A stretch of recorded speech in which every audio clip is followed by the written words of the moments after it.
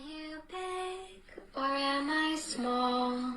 Well, that's all a matter of perspective. When you're next to me, When I'm next to you, I seem tall. you seem tall. But to Paul, hi Paul, we'd both be small together. That's why I think it's better to focus on the qualities that can't be measured. Like kindness, courage, and curiosity. Patience, resilience, generosity. Inside every duck is more than the eye can see. So if you look So big if I look and I big feel small, and you feel small, well that's all. well, that's all a matter of perspective. Perspectives. A word we hear a lot, but a phrase that we hear more than this is communication is the key. And over the time, it's been clear to me that understanding other perspectives is the communication's biggest part. Because if you cannot understand anybody else, or if you cannot explain your side to anybody else, then what is the communication for? Even if it could be something as simple as leaving your wet towel on the bed, or it could be as big as, why did I not get that promotion? And you can have that conversation when you are angry. You can have that conversation in a way where you feel that you are being belittled, or you can have it in a way that is constructive, like, why do you have a problem with the wet towel? Do you want me to do anything else? Can I do something in my responsibilities to get that promotion? And in turn, you will understand the perspective of the party who is telling you what to do, which in my opinion adds a lot more to communicating, and it reduces the lack that our society now has towards whatever I think is right, because I think now we have so much information that you can pretty much prove anything. And if that is the case, would you not want to have a good time when you're doing it, instead of telling others that you're doing wrong and listening from them that they are telling you that I am doing wrong? And in such light, I wanted to talk about perspectives and why it is important. And communication isn't just about what we say, it's also about what we perceive others. And this is where the biases come into play, because we all have things that for us are more important than anything else. For example, you could be somebody who values friendships over their family, and a lot of people would not understand that. And when you're talking about your friends to other people, you might talk to them as if your friends are the main center of your life, but that would not exactly be true. And once you start breaking down those biases, something amazing happens. We begin to build bridges with others, especially in our personal relationships. You start to find amazing friends, people who align with your thought process, and it works within the idea of let's improve each other. And have you realized that over the years, this idea of we need to be better, the hustle of getting better every single day, has gotten to a point where we are so rigid in our own ideas of this world that we are not looking at what others are saying to us. And when you look closely to it, a lot of those misunderstandings come from not you doing something that the other person hates, but you doing something that is not understood by the other person. And it there are so many different reasons for it. For example, it could be just a cultural misunderstanding. For somebody who is in India, eating out of your hands is not necessarily a bad thing. But if you grew up in places like London, it would be very weird, and that's okay. It in social standings can go to a point where somebody is sarcastic. In their own head, they're doing it funny, but for you, it might hurt your ego. I am saying that in air quotes. And now the thing is, when you start opening your mind to different perspectives, it is not just about solving the external problems. You find new perspectives and the way you want to align your actions to your own goals. And it is, at the end of the day, it is all about improving yourself, right? Or again, just a perspective.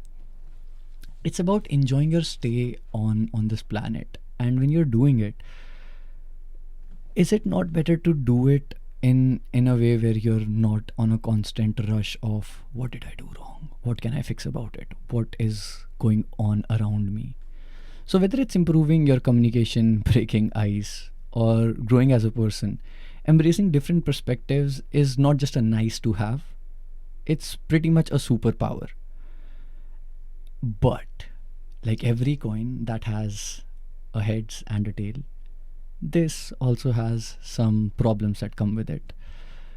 Something that if you start listening to everybody that you're around, there is a lack of personal clarity. Constantly adopting others' viewpoints, their opinions, can dilute your own beliefs. And for somebody who is listening to other people, it is sometimes very hard to take decisions because now, as a leader, everybody in my team is saying something different.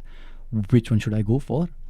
And I'm not even gonna touch on the topic of emotional exhaustion when that happens, because if that happens in your team, imagine you have to deal with the problem, your team, and yourself, because now nobody's seeing eye to an eye. And in turn of that, sometimes you end up overcompensating for your lack of emotions, your decision paralysis, while trying to please others. And you over the year realize that, oh shit, I have turned into a people pleaser.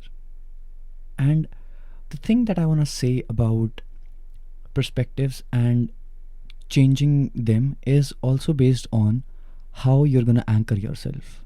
How are you going to stay true to yourself while understanding others? And I was reading this book. It's Marcus Aurelius's Meditations, and there they have talked about it that you need to find your core values, tell what your reflect on your non-negotiable beliefs, and write them down and revisit them often to stay grounded. Ask yourself, what matters the most to me, regardless of what others think.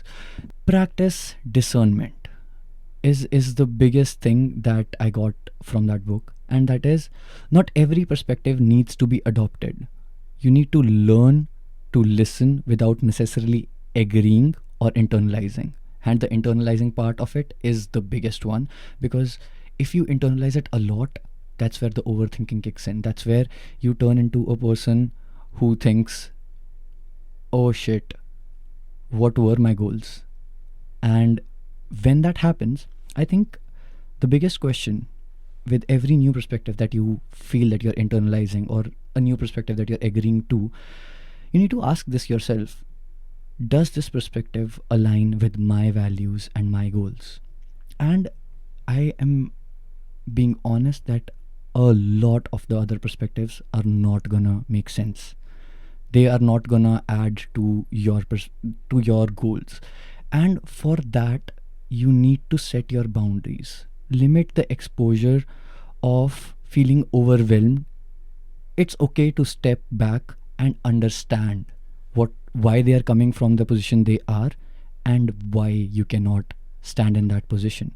And that's where the communication part of it comes in. You're not supposed to neglect what they are saying, but you are also not supposed to accept it as it is. The idea is to not have them go far away so deep that you cannot even have a conversation about it. You need to, if they are going in that deep, it could be anything. It could be religion, it could be topics like male versus female, it could be anything. But the simplest thing is, you're not supposed to hate on a perspective. You're supposed to listen to it and see if it works for you or not, because as long as it makes sense to you, nobody else needs to understand it.